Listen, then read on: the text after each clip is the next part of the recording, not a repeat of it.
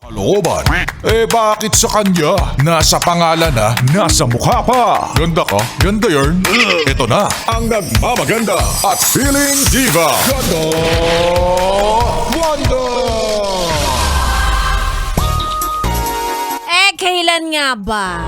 Kailan mo naramdaman na hindi mo na ako mahal? Anong eksaktong oras? Eksaktong petsa? Petsa?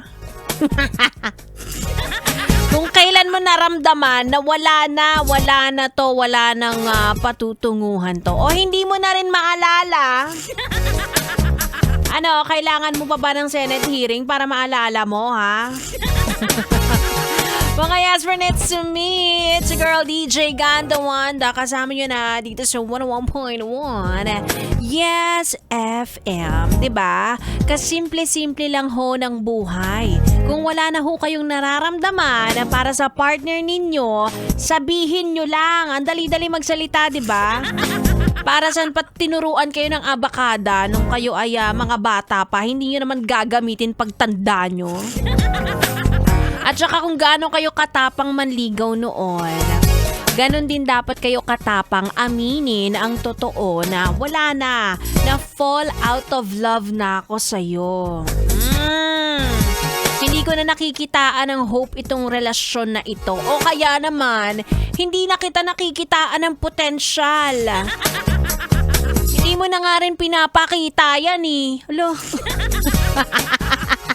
Diba? Kaya bilib na bilib ako sa mga taong kayang sabihin ang totoo kahit gaano kahirap, kahit gaano kasakit, kung ang kapalit naman ito ay ang ikakapayapa ng buhay niyong dalawa. Diba? Masakit nga sa una, pero sa mga ganyang pagkakataon, o kaya naman paglipas ng panahon, magpapasalamat ka pa. At least, naging totoo siya sa akin at hindi niya na ako pinahirapan. Ganon!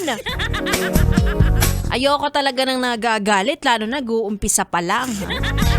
Kaya ikaw, kung nalilito-lito ka ngayon sa jowa mo, kung may nararamdaman pa ba siya sa'yo, gusto mo bang malaman ng kahit hindi ka nagtatanong, ha? Gusto mo? Halika dito. Eto na. Open mo yung messenger. Tignan mo yung Instagram, ganon. O kaya naman check mo yung ibang app. Minsan dun sila nag-uusap, ganyan. Telegram, ano ba yung mga pwedeng gamit? WhatsApp, ganyan. O kaya kahit sa mga online shop na kung gagawa at gagawa talaga ng paraan yan. Charot lang, wag mo nang pakialaman. Magaling magtago yung mga yan kung gugustuhin nila. Hayaan mo na lang na kusang lumapit sa'yo ang ebidensya. Hello? Anyway, nag-uumpisa pa lang ang ating programa. Again, kasama nyo na ako hanggang alas 9 ng gabi. Kaya naman ituloy muna natin ang ating tugtugan. Dito lang sa stasyong number 1 sa kalokohan. Tutok lang dito sa 101.1 Yes FM.